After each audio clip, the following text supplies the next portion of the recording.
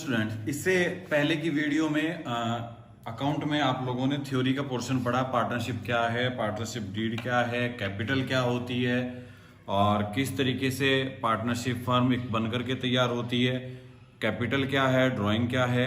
अब इसके numerical portion की तरफ बढ़ते हैं। न्यूमेरिकल्स में हम कुछ क्वेश्चंस देखेंगे। पूंजी तथा आहरण पर ब्याज के कुछ क्वेश्चंस दिए हैं। पूंजी पर ब्याज और आहरण पर ब्याज, इनके बारे में पहले समझना जरूरी है। पूंजी पर ब्याज क्यों लगता है और आहरण क्या है, आहरण पर ब्याज क्यों लगता है। सबसे पहले शुरुआत करते हैं पूंजी से।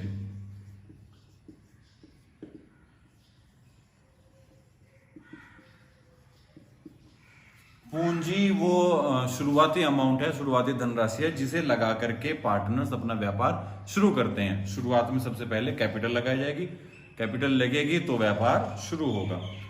अब पार्टनरशिप डीड में जो शुरुआत में हमने बताया था, एक संविदा बनती है, एक नियमावली बनती है जिसके अंतर्गत ये तय होता है कि पार्टनरशिप में जो पार्टनर्स ने पूंजी लगाई है उस पर ब्याज देना है या नहीं देना। बड़ा सिंपल सा फॉर्मूला है इसका। अगर पार्टनरशिप पर ब्याज देना है तो इसके बारे में चर्चा की जाएगी। अगर कहीं डीड में नहीं लिखा है कि पार्टनरशिप में कि पूंजी पर ब्याज देना है तो कोई ब्याज नहीं देना। अगर लिखा हुआ है तो उसकी परसेंटेज दी गई होगी। जैसे पहला प्रश्न आप देखते हैं। राम एक फर्म में साझेदार है, फर्म में उसकी कुल पूंजी 20,000 है। 1 जुलाई को 5,000 अतिरिक्त पूंजी लगाई है। प्रत्येक माह 500 रुपए आहरण के रूप में निकालता है। 31 दिसंबर को बंद होते हैं। पूंजी ब्याज और आहरण पर ब्याज 6%। क्वेश्चन देख लेना, 6% है। तो पूंजी पर ब्याज समझते हैं पहले। जितनी भी पूंजी व्यापार में लगी होगी उस पर ब्याज देना है। समझे किसी ने अगर 20,000 रुपए लगाए हैं और ब्याज की दर 6%, तो बड़ा सिंपल सा है, पूंजी गुना 6%। आसान सा फार्मूला है पूंजी पर ब्याज का। लेकिन यह एक चीज प्लस हो जाती है कि अगर वो पूंजी साल के साल भर लगी रही है तो सिंपल है, उतना जितना प्रतिशत दे रखे ब्याज लगा देंगे। लेकिन अगर साल के बीच में कभी भी कुछ और पूंजी प्लस की जाती है, कुछ और पूंजी बढ़ाई जाती है, तो उस पर उतने टाइम पीरियड का ब्याज लगेगा जितने टाइम पीरियड के लिए वो पूंजी प्लस हुई है। जैसे इस प्रश्न में दे रखा कि 20,000 पूंजी उसने लगा रखी थी, साल के साल लगी रही, तो 6% की दर से ब्याज प्लस। अब उसने देखा कि 1 जुलाई को 31 दिसंबर को खाते बंद होते हैं, 1 जुलाई को 5,000 रुपए और एक्स्ट्रा लगा दिए, यानी 6 महीने और प्लस 5,000 रुपए इसके लगे रहे। इन पर अलग कैलकुलेशन की जाएगी। तो ये हुआ एक बात, प्लस 5,000 रुपए पर भी 6% की दर से ब्याज मिलेगा, पूंजी पर ब्याज लगेगा, लेकिन 6 महीने के लिए, गुणा 6/12। ये दूसरी चीज हुई, ध्यान देंगे। पूंजी पर ब्याज 6% की दर से लगा है, जो कि 20,000 पूरे साल भर के लिए, और 5,000 रुपए जो उसने लगाए 6 महीने के लिए। इसकी कैलकुलेशन करते हैं।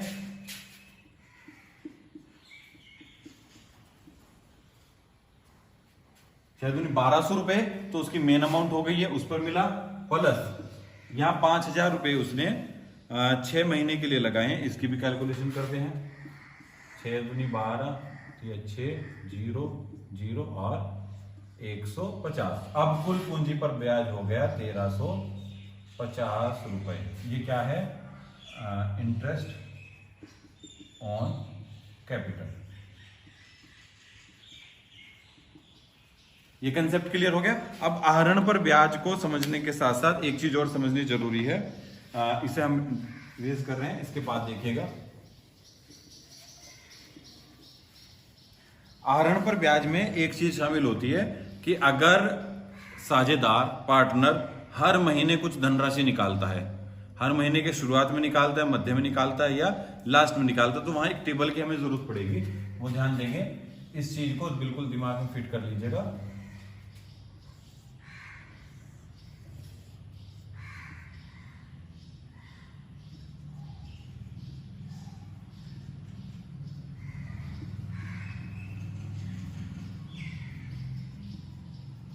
अगर कोई पार्टनर हर महीने अपने व्यवसाय में से कुछ धनराशि निकालता है, इससे पहले हमने बताया था आपको ड्राइंग क्या होता है, आहरण।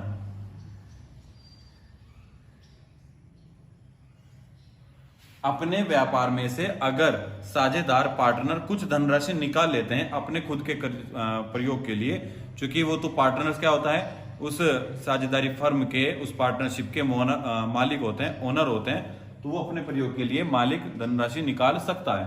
उस धनराशि को कहते हैं ड्रॉइंग। अब ये जो धनराशि हुई, ये व्यापार के लिए या साझेदारी फर्म के लिए एक खर्चा है, एक एक्सपेंसिव है, क्योंकि जो धनराशि उसके व्यापार में लग रही थी वो वहां से निकल करके, व्यापार से निकल करके कहां चली गई, आहरण में चली गई, पार्टनरशिप के जो मेंबर्स हैं, पार्टनर्स हैं, उनके पास चली गई। अब फर्म अगर चाहती है या डीड में अगर इस चीज का उल्लेख है तो इस आहरण पर ब्याज वसूल कर सकती है फर्म, और ये जो आहरण पर ब्याज है ये देना पड़ेगा किसको, पार्टनर्स को। किसे देंगे, फर्म को। अब क्या कंसेप्ट हो सकते हैं इसमें, अगर पार्टनर्स प्रति माह के शुरू में कुछ धनराशि निकालते हैं, हर महीने निकालते हैं, या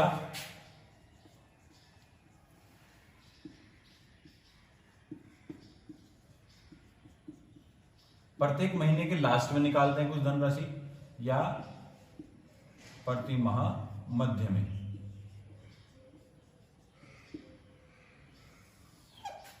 समझे इस बात को ध्यान से कि अगर पार्टनर हर महीने कुछ धनराशि निकालते हैं, और 3 तरीके से निकालते हैं, या तो हर महीने की शुरुआत में 1 तारीख को निकालते हैं, 1 जनवरी, 1 फरवरी, 1 मार्च, 1 अप्रैल, प्रत्येक महीने की 1 तारीख को कुछ धनराशि निकालते हैं, या प्रत्येक महीने के अंत में निकालते हैं, जैसे 31 जनवरी, 28 या 29 फरवरी, 31 मार्च, 30 अप्रैल, इस तरीके से निकालते हैं, या प्रत्येक माह के मध्य में 15 जनवरी, 15 फरवरी, 15 मार्च, 15 अप्रैल, इस तरीके से निकालते हैं। तो 3 अलग अलग तरीके ड्रॉइंग के, आहरण के हो सकते हैं। अब इस आहरण पर ब्याज कैसे दिया जाएगा, अगर पार्टनर हर महीने के शुरू में धनराशि निकालता है, हर महीने की 1 तारीख को धनराशि निकालता है, तो जब हम कैलकुलेशन करेंगे ब्याज की, तो हम 6.5 महीने का ब्याज की दर से उसे चार्ज करेंगे।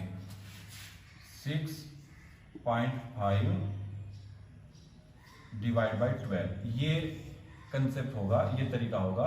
6.5 महीने, अगर प्रत्येक माह के अंत में निकाल रहा है वो धनराशि, तो 5.5 डिवाइड बाई 12, और अगर प्रत्येक माह के अंत में निकाला है तो 6/12। अब ये क्या है, ये चीज कैसे आई है समझे जरा। प्रत्येक माह के शुरुआत में 500 रुपए निकालता है अगर कोई व्यक्ति, या 3 पार्टनर है यहां पर, ए, बी और सी, ये 500 रुपए आहरण कर रहा है, निकाल रहा है। कब निकाल रहा है, प्रत्येक महीने के शुरुआत में।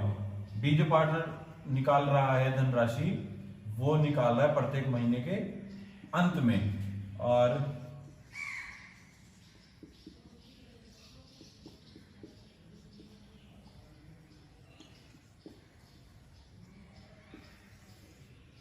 और तीसरे वाला निकाल रहा है प्रत्येक माह के मध्य में, और निकाल रहे हैं कितने, 500 रुपए निकाल रहे हैं। तो यहां एक सोचने वाली बात है कि हमने 6.5 महीने, 5.5 महीने और 6 महीने क्यों लिए हैं। देखिए, इसने 500 रुपए निकाले हैं जनवरी में, तो यानी कि उसके पास 12 के 12 महीने तक वो 500 रुपए उसने प्रयोग किए। 500 रुपए फरवरी में निकाले, 500 मार्च में, लेकिन 500 रुपए उसने दिसंबर में निकाले हैं, तो उस पर हम पूरे साल का ब्याज थोड़े ले सकते हैं। 500 रुपए उसने अक्टूबर में निकाले, 500 रुपए उसने नवंबर में निकाले, तो जो आखिर के महीनों में उसने पैसे निकाले हैं, तो हम पूरे साल का ब्याज उससे चार्ज नहीं करेंगे, तो हम उससे 6.5 महीने का चार्ज करेंगे ब्याज। ये 6.5 महीने का चार्ज क्यों करते हैं, क्योंकि माह के शुरुआत में उसको प्रयोग कर रहा है। 1 तारीख को ही जैसे ही व्यापार शुरू हुआ, जैसे ही महीना शुरू हुआ, इसने तुरंत पैसे ले लिए, तो इसे 6.5 6.5 महीने का चार्ज से करते हैं, आधा महीना एक्स्ट्रा। जो प्रत्येक माह के अंत में लेता है, 31 तारीख को या 30 तारीख को पैसे लेता है व्यापार से, उसे 5.5 महीने। क्यों, क्योंकि जैसे दिसंबर आता है और दिसंबर में अकाउंट बंद हो रहे हैं, 31 दिसंबर को वो अपने खर्च के नाम के पैसे लेता है, तो तब तो साल ही खत्म हो गया, हम उसे पूरा महीने का चार्ज नहीं करते। इस वजह से इसका 5.5 महीने। इसका एक अलग फार्मूला भी है, वो भी हम बता देंगे। और जो प्रत्येक माह के मध्य में ले रहा है, हर महीने की 15 तारीख को ले रहा है, तो एग्जैक्ट महीने का बैलेंस उसने बना रखा, तो 6 महीने का चार्ज उससे काटेंगे। आप प्रश्न को समझिए कि अगर एक पार्टनर 500 रुपए प्रति माह के शुरुआत में आहरण करता है, तो आहरण पर ब्याज कितना होगा। दूसरा प्रश्न हो सकता है कि एक पार्टनर बी प्रत्येक माह के अंत में 500 रुपए प्रति माह से आहरण करता है, तो उस पर आहरण पर ब्याज कितना होगा। एक पार्टनर सी प्रत्येक माह में मध्य में 500 रुपए प्रति माह आहरण करता है, तो उस पर आहरण पर ब्याज कितना होगा। तो ये एक ही प्रश्न के 3 विभाजन कर दिए गए। अगर माह के शुरुआत में धनराशि आहरण करते हैं, ड्रॉइंग कर रहे हैं, मध्य में करते हैं, अंत में करते हैं या मध्य में करते हैं। तो देखें हमारे पास जो धनराशि निकाली गई है वो है 500 रुपए, और कितने महीने, 12 माह तक निकाली गई है। तो टोटल ड्राइंग हो गया, टोटल ड्राइंग कितना हो गया, 12 महीने 500 रुपए के हिसाब से 6000 रुपए। ठीक है, अब इंटरेस्ट ऑन ड्राइंग इन तीनों कंडीशन में अलग अलग होगा। प्रश्न में पूछा जा सकता है माह की शुरुआत में, अंत में या मध्य में आहरण करते हैं तो कैसे होगा। तो देखो, यदि माह के शुरू में आहरण किया तो इंटरेस्ट ऑन ड्राइंग, माह की शुरुआत में ड्राइंग इंटरेस्ट क्या लगेगा ड्राइंग पर, तो कुल आहरण है 6000। Rate of interest, rate of interest जैसे कि उस प्रश्न में दे रखा है 6%, तो रेट ऑफ इंटरेस्ट 6% का मतलब है 6/100, प्रतिशत का मायने बटे में 100, और शुरुआत में कर रहा है तो 6.5 महीने का चार्ज वसूल किया जाएगा, 6.5 डिवाइड बाई 12। ये कंडीशन होगी यदि माह के शुरू में आहरण किया है तो। अगर माह के अंत में हर महीने के लास्ट में वो ड्राइंग कर रहा है तो क्या होगा, 6000, कुल रकम तो 6000 हुई है, 500 रुपए गुना 12 महीने 6000। रेट ऑफ इंटरेस्ट वही है 6% जो प्रश्न में दे रखा है 6/100, और चूंकि ये माह के अंत में ड्राइंग करता है तो इसको हम 5.5 महीने का चार्ज इससे वसूल करेंगे, 5.5 डिवाइड बाई 12। और तीसरा कंडीशन आता है तब जब वो प्रत्येक महीने के मध्य में करता है, मध्य में यहां लिख देते हैं,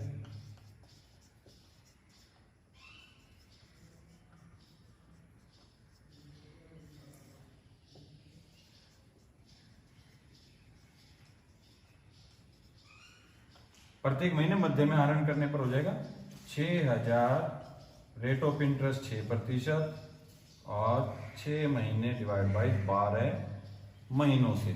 ठीक है, इसकी कैलकुलेशन करेंगे,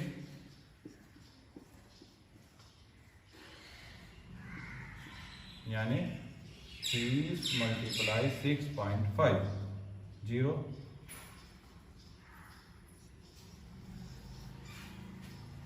195 रुपए इनसे करेंगे चार्ज 5.5 का,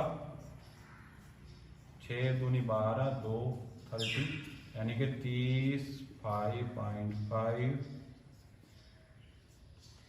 165 रुपए, और इनसे चार्ज होगा 0 0 6 दूनी 12 2 और 6 180 रुपए। ठीक है, तो 3 कंडीशन आती हैं। अगर आहरण शुरुआत में करते हैं प्रत्येक महीने तो 6.5 महीने का चार्ज वसूलेंगे। 6.5 महीने का चार्ज वसूलने का जो मतलब हमारा होता है, उसने पूरा महीना इंटरेस्ट आहरण किया तो 1 महीना एक्स्ट्रा उसके ऊपर बैठता है, आधा महीना एक्स्ट्रा बैठता है। इसका एक अलग फॉर्मूला है, वो समझने से बेहतर आप सीधे सीधे टेबल पर आ जाएं। प्रत्येक माह की शुरुआत में करता है, शुरुआत में करता है तो आधा महीना एक्स्ट्रा लगेगा। प्रत्येक महीने के अंत में करता, महीना वैसे भी खत्म होने वाला, तब जाकर आहरण किया तो आधा महीने की छूट मिल जाती है, 5.5 महीने का आहरण लगेगा, ब्याज लगेगा। मध्य में करता है तो 6 महीने का। 6 महीने का क्यों कंसेप्ट है, इसे समझने के लिए आप देखें कि जो जनवरी में आहरण किया पूरे साल इंटरेस्ट लगेगा, फरवरी में किया 11 महीने का लगेगा, मार्च में किया 10 महीने का लगेगा। तो जैसे जैसे जैसे जैसे वो लेट होता जाएगा तो उसने धनराशि कम प्रयोग की। समझे, अगर कोई आदमी आहरण जो कर रहा है नवंबर के महीने में कर रहा है तो केवल 2 महीने रखेगा उस पैसे को, दिसंबर में कर रहा है तो केवल 1 महीने रखेगा उस पैसे को, तो हम पूरे साल का चार्ज उस पर नहीं लगा सकते। इस वजह से 6 महीने, 5.5 और 6.5 महीने, इस चीज को आप याद रखेंगे। ये था प्रश्न नंबर 2 हमारा। इससे पहले मैंने बताया था कि इंटरेस्ट ऑन कैपिटल, अब आता है इंटरेस्ट ऑन ड्राइंग। इसमें लिखा है कि 500 रुपए प्रति माह अंतिम तिथि को आहरण के रूप में निकालता है, यानी अंत में निकालता है। तो 5.5/12 यानी ये वाला इसका आंसर है। ये आपको समझाने के लिए था, ये भी आपको समझाने के लिए था, लेकिन ये प्रश्न का हिस्सा है, ये क्वेश्चन का पार्ट है, आंसर है। ठीक है, ये हुआ प्रश्न नंबर 1। अब उसके बाद आता है प्रश्न नंबर 2। प्रश्न नंबर 2 आप खुद करके देखेंगे इस टेबल की मदद से। लिखा है गोपाल एक फर्म में साझेदार है, वह प्रत्येक माह आहरण के रूप में 200 रुपए निकालता है। 200 रुपए प्रति माह, 12 महीने तक निकाले, 12 दूनी 2400 रुपए हो गए। फर्म की पुस्तकें 31 दिसंबर को बंद होती हैं, ठीक हो गई। आहरण पर 6% की दर से ब्याज लगाया जाता है। ब्याज की गणना कीजिए। अगर वह प्रथम तारीख को निकालता है, अंतिम को निकालता है, मध्य में निकालता है। अब उसने कितने निकाले? 200 रुपए प्रति माह। 200 रुपए प्रति माह का मतलब 12 महीने के लिए इतने रुपए निकाले। ब्याज की दर दे रखी है 6%, तो 2400 गुना 6% तो रहेगा ही रहेगा। फर्स्ट कंडीशन में आप लिखेंगे यदि माह के शुरू में आहरण करता है तो माह की शुरुआत में आहरण करता है 2400 गुना 6/100 गुना शुरुआत में करने पर 6.5/12 होगा। मध्य में करता है तो 6/12 होगा। अंत में करता है तो 5.5/12 होगा। क्लियर होगी ये बात। अब इसके बाद आते हैं प्रश्न नंबर 3। हेमा, रेखा तथा हेमा एक फर्म में 2:1 के अनुपात में साझेदार है। 2:1 के अनुपात में साझेदार है। पूंजी कितनी है? 3L12, 3 लाख और 2 लाख इनकी पूंजी है। पूंजी पर ब्याज की गणना की, पूंजी पर ब्याज की गणना करनी है। ये था जो कंसेप्ट हम बता रहे हैं, इंटरेस्ट ऑन ड्राइंग है। पूंजी पर ब्याज कैसे निकालेंगे? बड़ा सिंपल सा फार्मूला है पूंजी पर ब्याज निकालने का। पूंजी गुना प्रतिशत, रेट ऑफ इंटरेस्ट बटे 100। चलिए फिर भी देखते हैं। साझेदारी संलेख में 6% वार्षिक दर से ब्याज देने का उल्लेख है और वर्ष का लाभ 50,000 है। तो पहले इनकी रेट ऑफ इंटरेस्ट निकाल लेंगे। 6% दिया हुआ है, इनका पूंजी पर ब्याज निकाल लेंगे। कंडीशन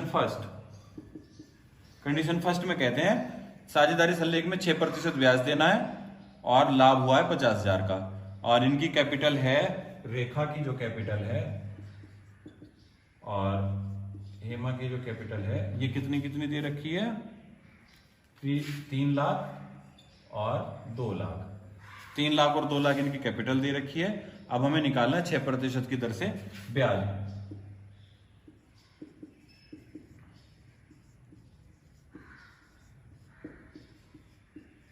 पहले निकालेंगे रेखा की पूंजी पर ब्याज कितना बैठेगा? 3 लाख। कितने रेट ऑफ इंटरेस्ट? 6%।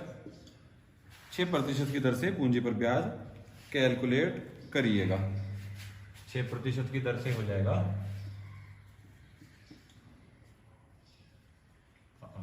6/100। 0 0 0 0 6 दिया 18 1 2 3 18,000 रुपए मिलते हैं rate of interest on capital Rekha को। हेमा,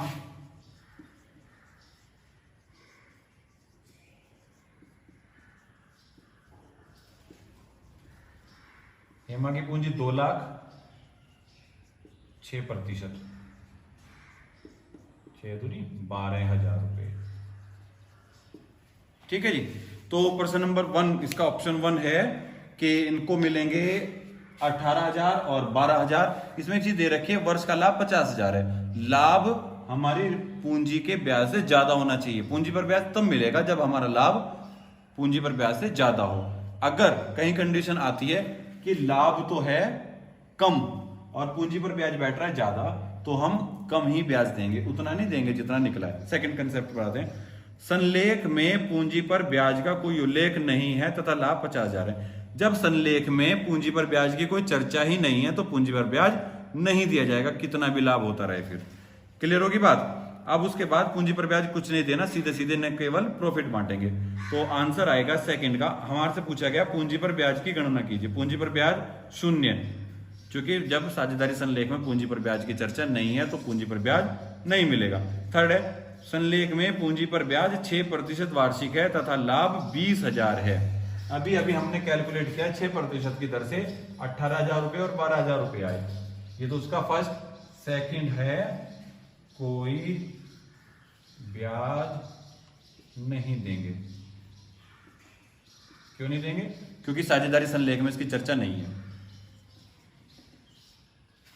थर्ड, पूंजी पर ब्याज 6% है तथा लाभ 20,000 है। यहां सोचेंगे एक बात, हमने जो प्रतिशत निकाला था उसके अकॉर्डिंग 18,000 और 12,000 रुपए इनको मिलता। 18,000 और 12,000 रुपए इनको पूंजी पर ब्याज मिलता, लेकिन उस कंडीशन में जब लाभ 50,000 रुपए था। अब लाभ केवल 20,000 रुपए है। अब लाभ 20,000 है। फॉर्मेट से चलते 6%, 18,000, 12,000 बैठ रहा था। 18 और 12,000 का मतलब है कि इन्होंने 30,000 रुपए तो पूंजी पर ब्याज के ही प्राप्त कर लिए, लेकिन यहां पर लाभ ही हमें केवल 20,000 का हो रहा है। तो लाभ अगर हमें 20,000 का है मात्र, तो इस लाभ को ही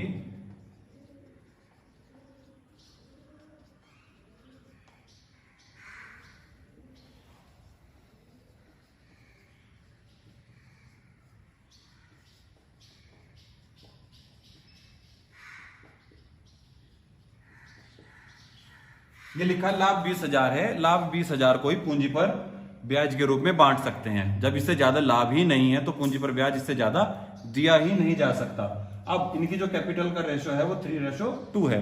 जो लाभ बचा उसी को पूंजी पर जो ब्याज मिलना है, अगर लाभ कम होगा तो फिर वो पूंजी के रेशो में ही बटेगा। समझे दोबारा, अगर पूंजी पर ब्याज दिया जाना है लेकिन जितना पूंजी पर ब्याज दिया जाना है लाभ उससे कम है, तो बचे हुए लाभ को उनके पूंजी के अनुपात में 3:2 में ही बांटेंगे। अब रेखा को पूंजी पर ब्याज, रेखा को पूंजी पर ब्याज कितना मिलेगा? 20,000 है ना लाभ, 3:2 यानी 3/5। ये अनुपातिक वितरण कहलाता है, 3 अनुपात और दोनों अनुपातों का योग। इसकी कैलकुलेशन करने के बाद आएगा 12,000 और हेमा को पूंजी पर ब्याज 20,000 2/5।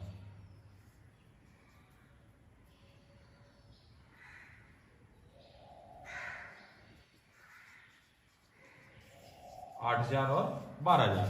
उस कंडीशन में जब लाभ ही हमें कम हुआ है तो बचे हुए लाभ को इनके कैपिटल रेशो में बांट दिया गया, यानी